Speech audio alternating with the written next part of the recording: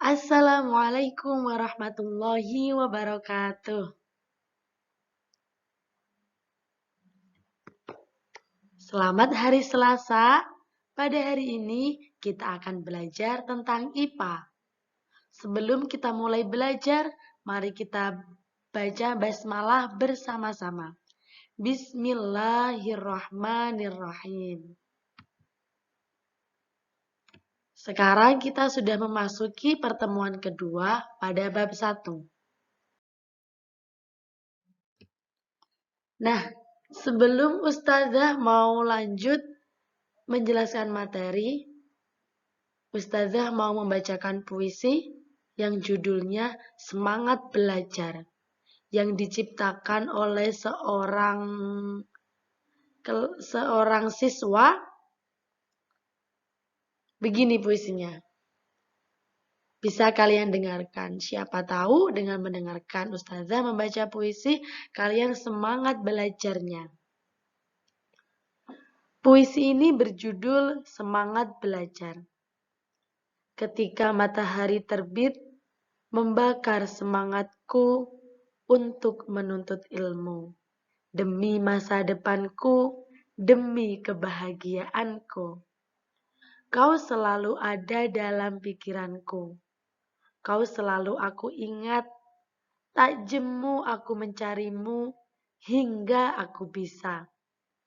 Semakin banyak aku belajar, semakin banyak yang tak ku tahu, semakin aku bersemangat untuk terus belajar. Karena aku yakin dengan belajar, aku akan menggapai cita-cita.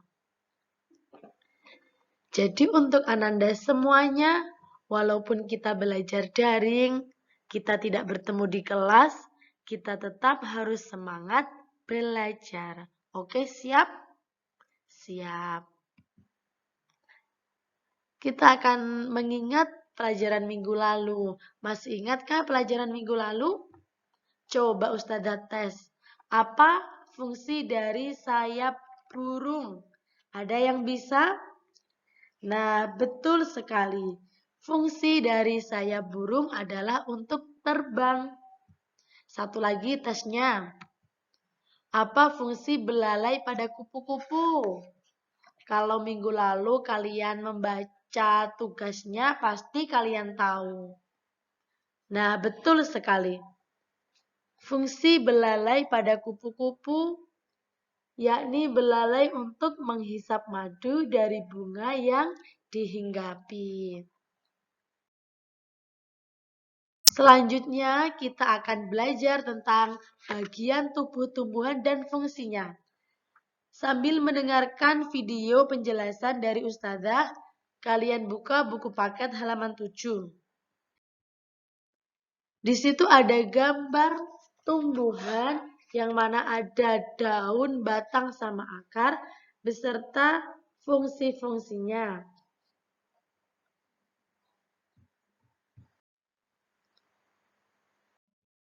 Yang pertama, kita bahas tentang akar. Sebelumnya, perlu kalian ketahui bahwa tumbuhan itu juga memiliki bagian tubuh sama seperti hewan, sama seperti manusia. Namun berbeda. Kalau hewan ada kaki, tangan, kepala, badan. Kalau tumbuhan itu ada akar, batang, daun, bunga, dan buah. Yang pertama kita akan bahas akar. Akar adalah bagian tumbuhan yang berada di dalam tanah. Akar melekatkan tumbuhan pada tanah. Akar berfungsi mengangkut air dan mineral dari dalam tanah. Selain itu, fungsi akar adalah untuk menyerap air dan zat makanan, mengokohkan, dan menyimpan makanan. Jadi, akar itu kan berada di dalam tanah. Maka, akarlah yang menyerap air dari dalam tanah yang dibutuhkan oleh tumbuhan. Kemudian batang.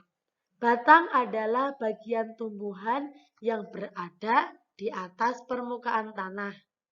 Seperti yang kalian ketahui, jika kalian melihat tumbuhan, maka yang nampak di atas tanah dari bawah sampai atas itu namanya batang.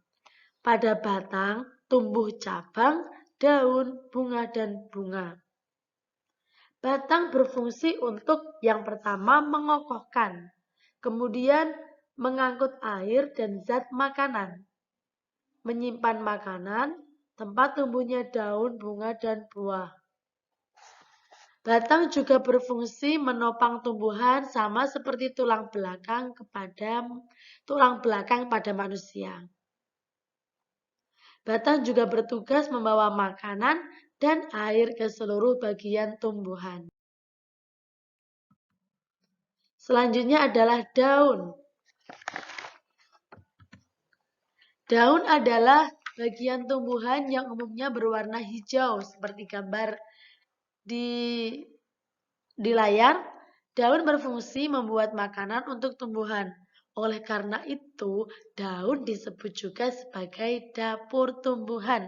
Kalian ingat-ingat, daun disebut juga sebagai dapur tumbuhan.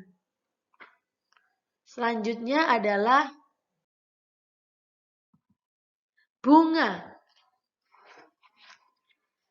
Pasti kalian tahu dong bunga.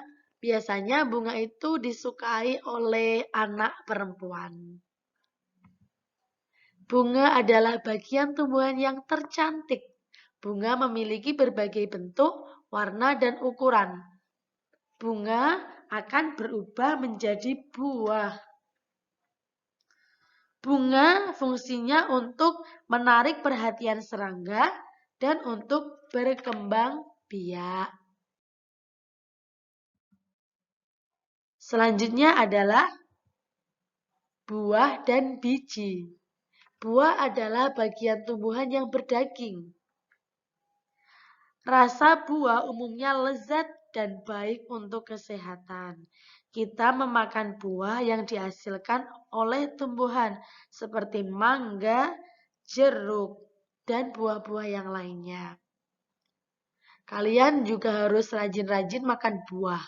Apalagi sekarang musim Corona sedang marak-maraknya ini, yang mana Ponorogo tempat tinggal kita masih zona merah.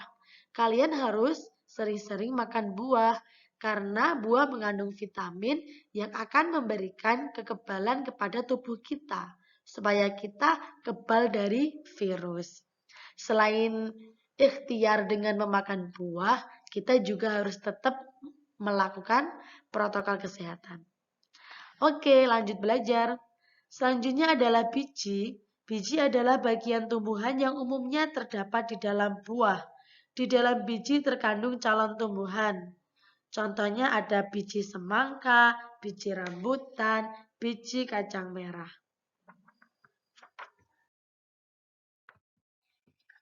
Nah, mudah kan belajar kali ini?